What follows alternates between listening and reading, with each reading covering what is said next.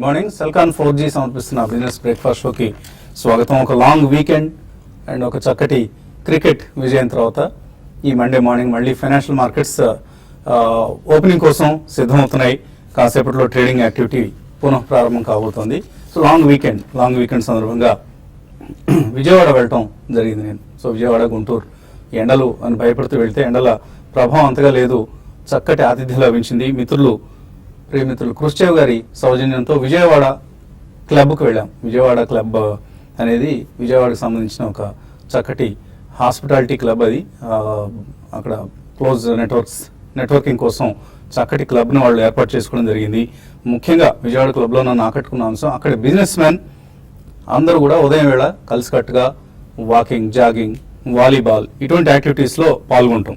So అక్కడికి నేను వెళ్ళిన రోజున ఎయిర్ కోస్తా అధినేత, అలాగే ఎల్ఈపిఎల్ గ్రూప్ అధినేత లింగమనేని రాజయ్య గారు, వాసిరెడ్డి నాగార్జున గారు, అలాగే APIs largest crane machinery operator ఆయన డిఎల్వి గారు, అలాగే బందర్ రోడ్లో లీడింగ్ అపరెల్ బ్రాండ్స్ అన్నింటినీ ఒకటే కాంప్లెక్స్లో తరలించి ఒక సింగిల్ స్టోరీడ్ బిల్డింగ్గా బందర్ రోడ్కి చక్కటి శోభ చేకూర్చే షాపింగ్ కాంప్లెక్స్ నిర్మించిన శ్రీకాంత్ గారు, చిరంజీవి గారు, సురేష్ గారు, ఇలా who is who of Vijayawada business man అందరూ కూడా ఒక్క చోటే ఫిజికల్ ఫిట్నెస్ రెజ్యూమ్ని కొనసాగిస్తూ చక్కగా నెట్వర్కింగ్ చేసుకుంటూ ఉల్లాసంగా గడుపుతున్న విజువల్స్ అక్కడ మీకు ఫోటోగ్రాఫ్స్ నేను కొన్నిటిని సంపాదించి ఇక్కడ డిస్ప్లే చేయడం జరుగుతుంది. సో ఒకసారి డెఫినెట్గా విజయవాడ క్లబ్కి వెళ్ళి మళ్ళీ అక్కడ నుంచి లైవ్ చేద్దామన్నంత మూడ్ వచ్చింది నాకు. అక్కడ బిజినెస్ మ్యాన్ అందరితో ఎలా వాళ్ళు బిజినెస్ కొనసాగించుకుంటూ వాళ్ళ స్నేహాన్ని కొనసాగిస్తూ వాళ్ళ నెట్వర్కింగ్ సెషన్స్ని కొనసాగిస్తూ చక్కగా ఉల్లాసంగా గడుపుతున్న పిక్చర్స్ అక్కడ మీరు చూస్తున్నారు. So thank you very much Krishnadev గారు ఫర్ ది ఎక్సలెంట్ హాస్పిటాలిటీ. చాలా చక్కటి ఆతిథ్యం ఇచ్చిన ప్రేమితులు కృష్ణదేవ్ గారికి హృదయపూర్వక ధన్యవాదాలు. అలాగే విజయవాడ బిజినెస్ మ్యాన్లో ఒక కన్సర్న్ కనిపించింది నాకు, ప్రత్యేకించి రియల్ ఎస్టేట్ అలాగే షాపింగ్ ట్రెండ్స్కి సంబంధించి ఒక ఆందోళన కనిపించింది. అదేంటంటే రేపు అమరావతి రాజధానిగా ఆవిర్భవించిన తర్వాత మేబీ నెక్స్ట్ 2-3 సంవత్సరాల తర్వాత విజయవాడకి ఇప్పుడున్న ప్రాధాన్యం తగ్గిపోతుందేమో, విజయవాడని ఇక్కడ ఉన్న యాక్టివిటీని అంతా కూడా అమరావతికి షిఫ్ట్ అయిపోతుందేమో అన్న ఒక కన్సర్న్ కనిపించింది. నేను పర్సనల్గా ఫీల్ అయ్యేది ఏంటంటే ఎటువంటి ఆందోళన చెందాల్సిన అవసరం లేదని, ఎందుకంటే కోర్ క్యాపిటల్కి ఉండే ప్రాధాన్యం అలాగ ఉంటుంది. సో కోర్ క్యాపిటల్ ప్రాధాన్యాన్ని పక్కన పెడితే విజయవాడ మనుగడకు కానీ విజయవాడకి సంబంధించిన ప్రాధాన్యానికి కానీ ఎటువంటి డోకా ఉండదు. చారిత్రకంగా ఆనాటి పురాతన ధాన్య కటకం వైభవం నుంచి నేటి ఆధునిక యుగం దాకా కూడా విజయవాడ ప్రాముఖ్యంగానే ప్రాధాన్యంగానే చెక్కు చెదరదు కూడా. చక్కటి భవిష్యత్తు ఉన్న నగరం విజయవాడ నగరం. సో ధాన్య కటకం అంటే గుర్తుకొచ్చింది. అక్కడ మిత్రులు డిఎల్వి గారు చక్కటి పుస్తకాన్ని ఇచ్చారు నాకు, Andhra Nagari song of the black river అంటూ ఒక చక్కటి బుక్ను పాపినేని సాయి, అంతగా మనకి ఎవరికి తెలియని రచయిత, కానీ చాలా చక్కటి బుక్ను ఆయన రచించడం, ఆ బుక్ని డిఎల్వి గారు నాకు అందించడం జరిగింది. ఆంధ్రప్రదేశ్కి సంబంధించిన చరిత్రను వివరించే పుస్తకం ఇది. సో చాలా విపులంగా ఉంది. ఇన్ఫ్యాక్ట్ తెలంగాణ సమాజంలో వాళ్ళ ఉనికి పట్ల, వాళ్ళ చరిత్ర పట్ల ఒక చక్కటి అవగాహన కనిపిస్తుంటుంది మనకి. ఆంధ్ర ప్రజల్లో అంతగా కనిపించదు ఆ అవగాహన కానీ, ఎందుకంటే అక్కడ ఆంధ్రప్రదేశ్ చరిత్రకు సంబంధించిన పుస్తకాలు ఎక్కువగా రాలేదు. తెలంగాణకు సంబంధించిన పుస్తకాలు చాలా మనకు కనిపిస్తుంటాయి మార్కెట్లో, కానీ ఆంధ్రప్రదేశ్ సంబంధించిన చారిత్రక పుస్తకాలు ఏమైనా చూద్దామంటే ఎక్కడ ఎంత వెతికినా దొరకవు. సాయి పాపినేని గారు చక్కటి బుక్ను రాశారు, ఆంధ్రనగరి అంటూ. దీన్ని ఆయన ఒక చరిత్ర వివరించినట్లుగా కాకుండా ఒక కథానిక రూపంలో రాశారు, ఒక కథలాగా రాశారు. దీంతో మనకు చక్కటి ఆసక్తికరంగా ఉంటుంది. చరిత్ర పుస్తకాలు అంటే కొద్దిగా బోర్ కొడుతూ ఉంటాయి మనకి, కానీ ఈ బుక్లో కథా రూపంలో రాయడం వలన చాలా చాలా ఆసక్తికరంగా ఉంది. ప్రతి ఒక్కరూ చదివి తీరాలి. తెలుగు వారందరూ కూడా మన చరిత్ర ఎటువంటిది అని తెలుసుకోవడానికి చాలా ఉపయోగపడే బుక్ ఇది. ఆంధ్రనగరి విశాలాంధ్ర పబ్లికేషన్స్ వారు ప్రచురించారు. సో విశాలాంధ్ర పబ్లికేషన్ 290 రూపాయలు మాత్రమే. చరిత్ర సంబంధించిన పుస్తకం ఎంత తక్కువ ధరకు లభించడం కూడా విశేషంగా చెప్పుకోవచ్చు. తప్పనిసరిగా చదివే ప్రయత్నం చేయండి. కొనుక్కున్న ఈ పుస్తకాన్ని సాయి పాపినేని గారు ఒక యునైటెడ్ బ్రేవరీస్లో పనిచేసి రిటైర్ అయ్యి ఆయన విశ్రాంతి జీవనం గడుపుతూ ఈ పుస్తకాలు రాశారు. ఆంధ్ర పదం అని ఇంకో బుక్ కూడా ఆయన రాయడం జరిగింది.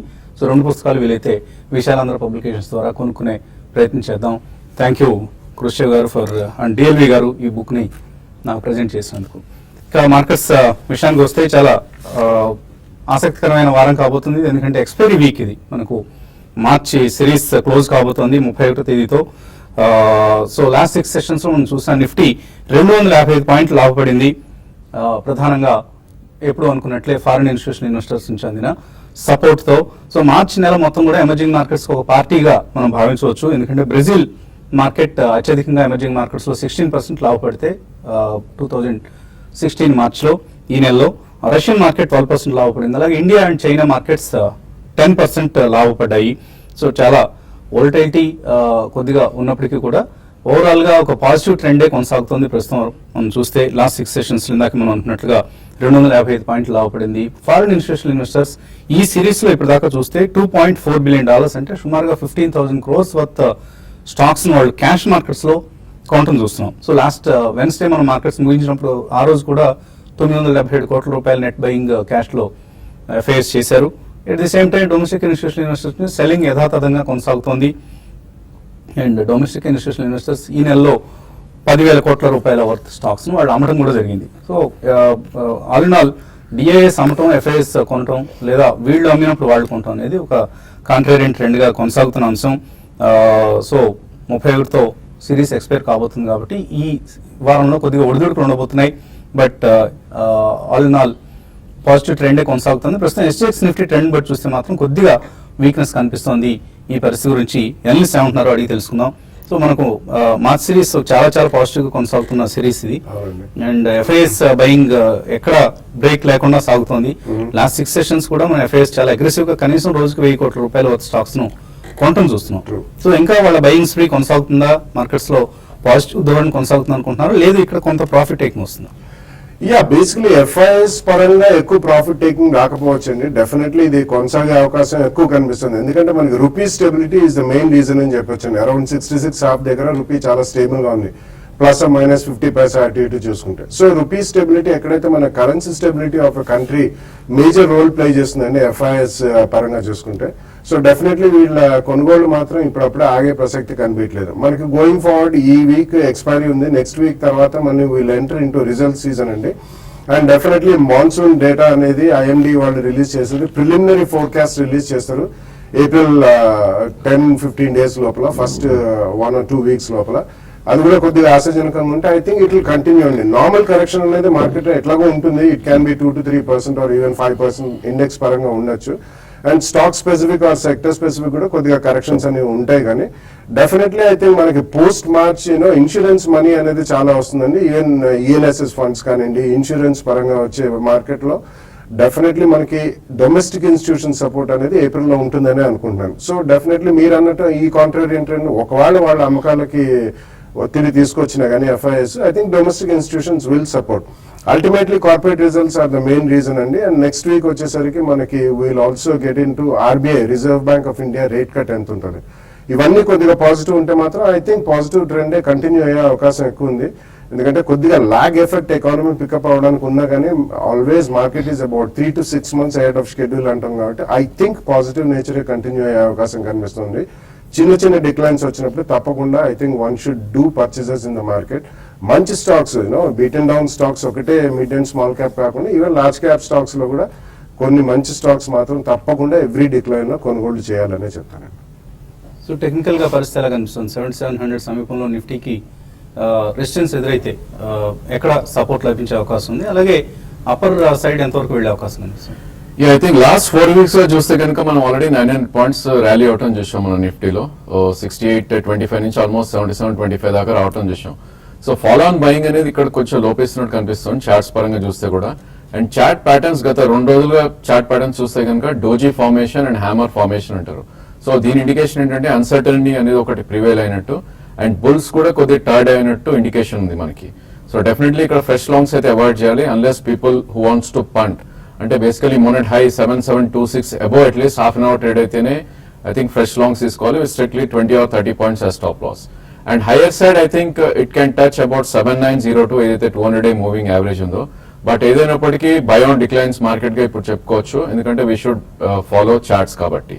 So we should be very careful. Maybe 7596 ఏదైతే ఉందో 100-day మూవింగ్ యావరేజ్ అదొక షార్ట్ టర్మ్ సపోర్ట్ ఉండే ఛాన్స్ ఉంది. అది కూడా బ్రీచ్ అయింది అంటే ప్రాబ్లీ నెక్స్ట్ సపోర్ట్ అనేది మనకి 7416 లోనే ఉంటుంది. So almost 300 points down side మనం చూస్తున్నాం and up side around 200 points వస్తున్నాం. బేసికలీ నెట్ ఆన్ నెట్ ఇప్పుడు రిస్క్ టు రివార్డ్ అంత ఫేవరబుల్ గా లేదనే చెప్పొచ్చు బుల్ పొజిషన్స్ కూడా. బ్యాంక్ నిఫ్టీ చూస్తే కనుక ఆల్మోస్ట్ సిమిలర్ ప్యాటర్న్స్ మనం చూస్తున్నాం. ఓన్లీ థింగ్ మనకి ఇది 100-day మూవింగ్ యావరేజ్ కిందే ట్రేడ్ అవుతుంది చూస్తున్నాం. 15,926 అనేది 100-day మూవింగ్ యావరేజ్. దీని అబౌవ్ ట్రేడ్ అవుతేనే at least for half an hour or 1 hour trade అవుతేనే ఒక 100 పాయింట్స్ స్టాప్ లాస్ పెట్టుకుని I think we should go long. And strictly మనకి స్టాప్ లాస్ అనేది అరౌండ్ 15,635 దగ్గర పెట్టుకోవాలి. And target it can go up to 16,337 in the next coming days. So ఇది కూడా I think buy on dips గానే మనం చెప్పుకోవచ్చు. Maybe 15,735 and 15,456 should be the levels to enter in bank Nifty అని చెప్పుకోవచ్చు. ఓకే అండి. అలాగే ఇవాల్టి మనకు పేపర్స్లో కూడా కొన్ని ఆసక్తికరమైన కథనాలు కనిపిస్తున్నాయి. మ్యూచువల్ ఫండ్స్ సంబంధించి ప్రత్యేకించి అందరూ కూడా బులిష్గా, ఎక్కువ మంది రిటైల్ ఇన్వెస్టర్స్లో ఒక బులిష్ సెంటిమెంట్ కొనసాగుతున్న వేళ మనకు మ్యూచువల్ ఫండ్ ఇన్ఫ్లోస్లో ఎటువంటి మార్పులు వచ్చాయని చూస్తే ఎక్కువగా ఆగస్ట్ 2015 నుంచి ఫిబ్రవరి 29, 2016 వరకు కనుక వచ్చిన స్టాటిస్టిక్స్ చూస్తే చాలా మ్యూచువల్ ఫండ్స్కి అసెట్ సైజెస్ బాగా పెరిగాయి. SBI blue chip fund for instance asset సైజ్లో 51% వాళ్ళ అసెట్స్ అండర్ మేనేజ్మెంట్ అంటాం, ఆ వాల్యూ 51% పెరిగింది. అంటే చాలా ఎక్కువ డబ్బు ఎస్బీఐ బ్లూ చిప్ ఫండ్లో ఇన్వెస్టర్స్ ఇన్వెస్ట్ చేయడం జరిగింది. సో నెట్ అసెట్ వాల్యూ మాత్రం ఇదే సమయంలో 9% తగ్గింది. బట్ లాస్ట్ 1 monthలో మళ్ళీ నెట్ అసెట్ వాల్యూలో కొంత రికవరీ కూడా మనకు కనిపిస్తుంది. So Mirae asset emerging blue చిప్ది ఇదే పరిస్థితి. 27% వాళ్ళ అసెట్స్ పెరిగాయి ఈ స్కీమ్కి సంబంధించి పర్టికులర్ స్కీమ్లో. ఐడిబిఐ టాప్ 100 ఈ స్కీమ్ నెట్ అసెట్ సైజ్ 26% పెరిగింది. ఫ్రాంక్లిన్ ప్రైమా ప్లస్లో కూడా ఇదే పరిస్థితి, ఆల్మోస్ట్ 16% గ్రోత్ కనిపిస్తుంది. Motilal Oswal focused multi cap, Birla sun life MNC, Kotak select focus, BNP Paribas dividend, ఇలా మెజారిటీ ఆఫ్ ది స్కీమ్స్లో బాగా చక్కగా పెర్ఫామ్ చేస్తున్న స్కీమ్స్లో అసెట్స్ సైజ్ బాగా పెరగడం, ఇన్ఫ్లోస్ బాగా పెరగడం చూస్తున్నాం. సో ఇన్వెస్టర్స్లో మ్యూచువల్ ఫండ్స్ పట్ల ఎటువంటి కాన్ఫిడెన్స్ ఉంది అన్నది మనం చూడాలి. అయితే ఇందులో ఒక విచిత్రం కూడా కనిపిస్తుంది మనకి. ఇటు ఐసిఐసిఐ ఆర్ హెచ్డిఎఫ్సి రెండు కూడా number 1 and 2 mutual funds asset sizes వారీగా చూస్తే. బట్ ఆ రెండు ఫండ్స్ సంబంధించిన స్కీమ్స్లో అసెట్ సైజ్ ఇంకా చెప్పుకోదగ్గగా పెరగలేదు. సో ఇది కూడా మనం గమనించాలి. అంటే ఇన్వెస్టర్స్ ఫండ్ హౌస్ని బట్టి కాకుండా టాప్ పెర్ఫార్మింగ్ స్కీమ్స్ని ఎస్బీఐ బ్లూ చిప్ లాంటి స్కీమ్స్లో ఎక్కువ ఇన్వెస్ట్ చేస్తున్న పరిస్థితి మనకు అర్థమవుతుంది. ఇక ఇన్వెస్టర్స్ నుంచి కాల్స్ అలాగే మెయిల్స్ తీసుకునే ముందు కాసేపు విరామం.